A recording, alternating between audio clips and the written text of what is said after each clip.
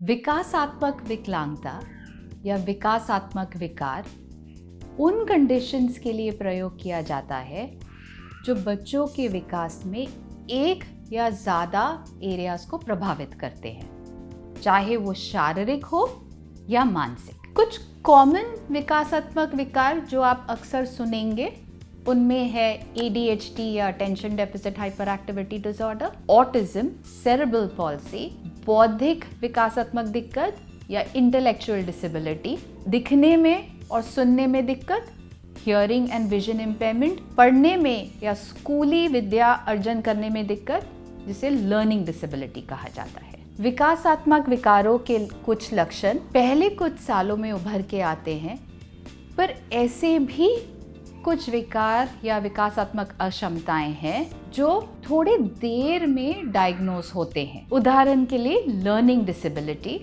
ये कंडीशन बहुत बार बच्चे के फॉर्मल स्कूलिंग के कुछ साल के बाद ही डायग्नोज किया जाता है। ये भी ज़रूरी है जानना कि अगर कुछ कंडीशंस के लक्षण पहली बार किशोर अवस्था में या वयस्क आयु में उभर के आ रहे हैं तो उसे हम विकासात्मक विकलांगता या विकासात्मक विकार नहीं कहला सकते हैं।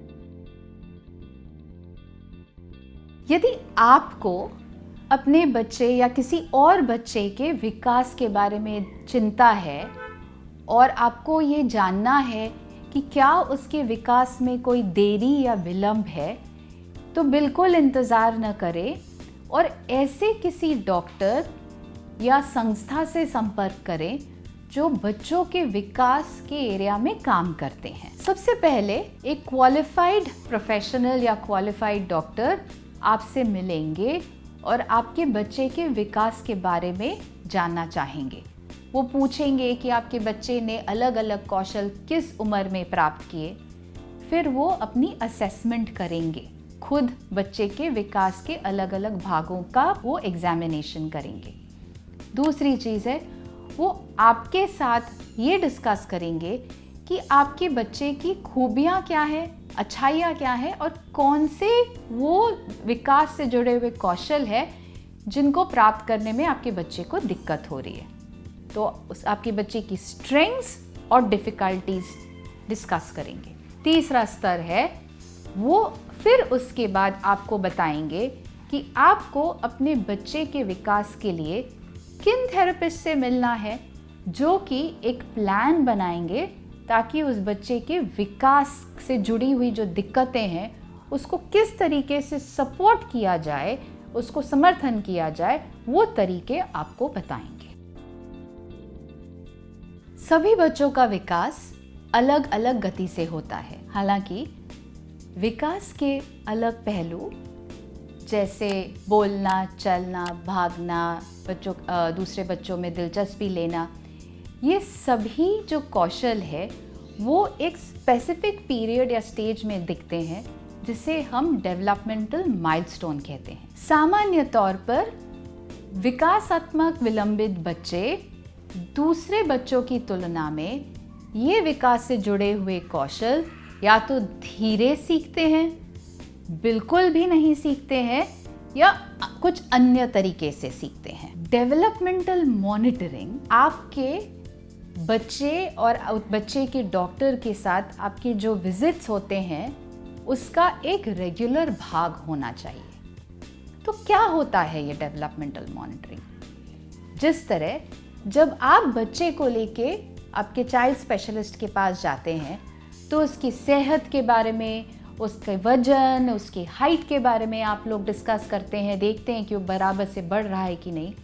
उसी तरह डेवलपमेंटल मॉनिटरिंग के अंतर्गत आपके डॉक्टर ये देखेंगे और नोट करेंगे कि आपका बच्चा ओवर टाइम ये डेवलपमेंटल कौशल या विकास के ये कौशल अलग अलग क्षेत्रों में वो सीख रहा है कि नहीं, और सीख भी रहा है तो क्या उसकी उम्र के हिसाब से सीख रहा है कि नहीं। और ये कौशल जैसे हमने बोला, बोलने, चलने, सीखने, समझने, लोगों की तरफ ध्यान देने में, ये सभी चीज़ें उसके अंतर्गत आती हैं।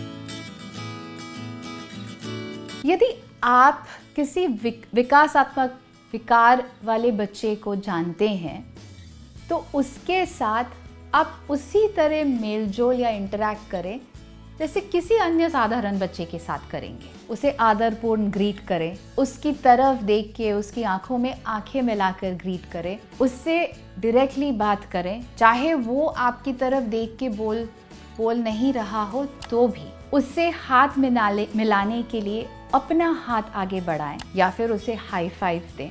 वो जो कर रहा है उसकी गतिविधियों में आप दिलचस्पी दिखाएं, उससे बात करें।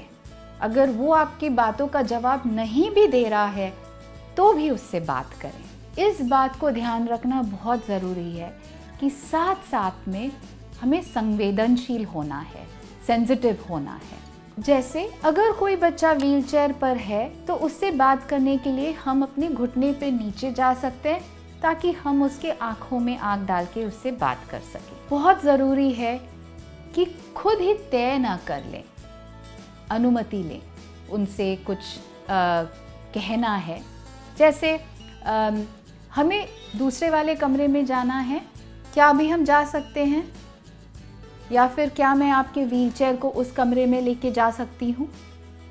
तो इस तरीके से हम प्रिज्यूम नहीं करेंगे पर हमेशा बच्चे से उसकी परमिशन लेंगे। ये ज़रूरी है कि हर बच्चे के साथ जैसे हम पेश आते हैं उसी तरह हर विकासात्मक दिक्कत वाले बच्चे के साथ हमें एक आदर, सम्मान और प्यार से पेश आना है। अगर हमारा ये वीडियो आपको फ़ायदेमंद लगा हो तो लाइक और सब्सक्राइब करना ना भूलें।